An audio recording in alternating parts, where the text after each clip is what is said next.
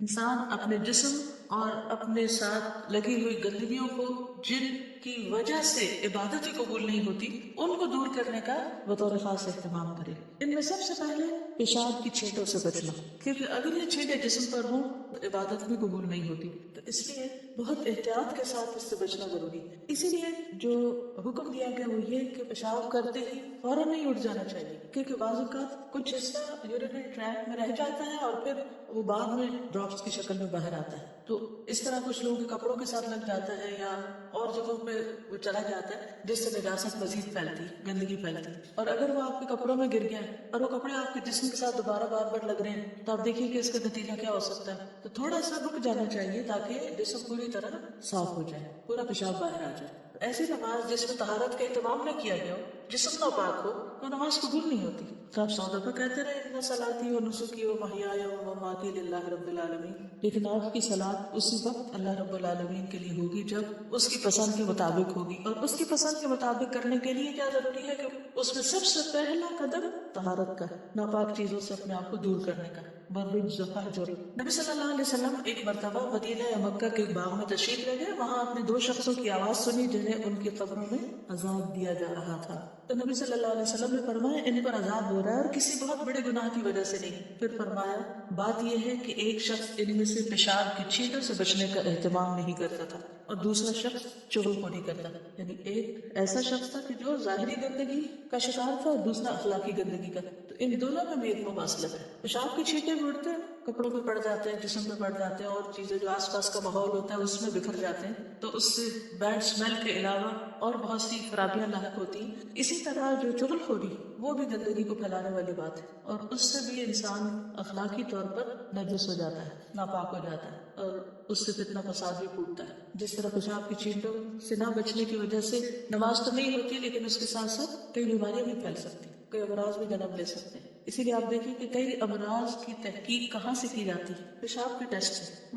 انسان کا جو پیشاب کے اسپیسیمن ہے اس سے بہت سے امراض کا پتہ چلتا ہے، انسان کے جسم کی پوری کیمسٹری اس سے سامنے آ جاتی ہے۔ اس لیے بہت ضروری ہے کہ انسان اپنے آپ کو اپنی ہی نجاست یا اپنی ہی اخلاقی برائیوں کی شر سے محفوظ رکھے، ٹھیک ہے؟ پھر پانی سے طہارت حاصل کرنا، یہ جو آیت ہے ان اللہ یحب التوابین و یحب المتطہرین، کہتے ہیں کہ یہ آیت اہل قباء کے بارے میں نازل ہوئی تھی کیونکہ وہ لوگ پانی سے استنجا کرتے تھے۔ عام طور پر کیا رواج تھا؟ مٹی سے طہارت حاصل کرنے کا، اس سے بھی ہو جاتی، لیکن پانی سے جو تسلی ہوتی ہے وہ کسی اور چیز سے نہیں ہوتی۔ بعض لوگ مٹی کے بجائے ٹیشو پیپر استعمال کرتے ہیں اور اسی کو بھی طہارت کا ذریعہ سمجھ لیتے ہیں۔ ٹیشو پیپر سے پیشاب کی چھینٹیں خشک تو کیے جا سکتے ہیں مگر صاف نہیں کیے جا سکتے، یعنی اگر جسم کے کسی حصے پر پیشاب لگ گیا اور آپ اس کو صرف ٹیشو سے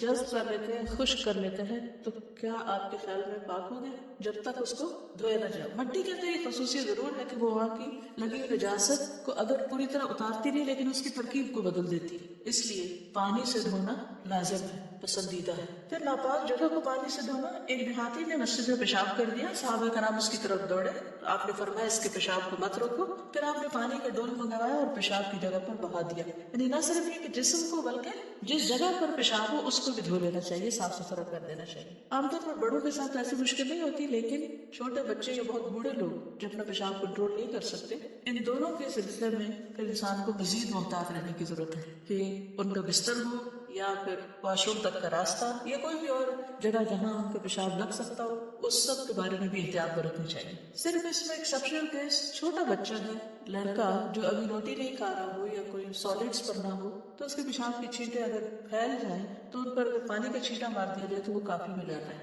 لیکن لڑکی کا پیشاب یا کھانا کھانے والے بچے کا پیشاب جو ہے وہ نجس ہے اور اس کو دھونا چاہیے، اور دھونے کے لیے پانی کافی ہے، صابن ضروری نہیں، پانی پاک کرنے والا ہے، پاک کر دیتا ہے، صابن اس پہ مزید اس کو اچھا کر دیتا ہے۔ دودھ پیتے بچوں کے پیشاب کا حکم جو ہے حدیث میں آتا ہے کہ رسول اللہ صلی اللہ علیہ وسلم نے ایک بچے کو اپنی گود میں بٹھایا تو اس نے آپ پہ پیشاب کر دیا، آپ نے پانی منگا کر اس پہ چھڑک دیا، اسے دھویا نہیں، اور کہا جاتا ہے کہ یہ بچہ وہ تھا جو ابھی کھانا نہیں کھاتا۔ اسی طرح وہ لوگ جو ویسے صحت مند ہوں اور باقی ہر طرح کی چیزوں سے بچتے ہوں، ان کے لیے یہ احتیاط لازم ہے کہ جس فرش پر وہ نہاتے ہیں اس فرش پر پیشاب نہ کریں، کیونکہ بازو کا تو پھیل کر ادھر ادھر رہ سکتا ہے، نہاتے ہوئے جب صاف پانی کا چھینٹا اس پیشاب کے ساتھ ٹکرائے گا تو پلٹ کے واپس صاف پر بھی آ سکتا ہے، تو نہانے کی جگہ کو پیشاب کی جگہ کو الگ الگ ہونا چاہیے۔ قرآن مجید میں اللہ سبحانہ وتعالیٰ فرماتا ہے ان اللہ یحب التوابین ویحب المتطہرین، بے شک اللہ محبت کرتا ہے کثرت سے توبہ کرنے والوں سے، کیونکہ کثرت سے توبہ گناہوں کو دور ڈالتی ہے، اور اسی طرح پاکیزگی حاصل کرنے والوں سے۔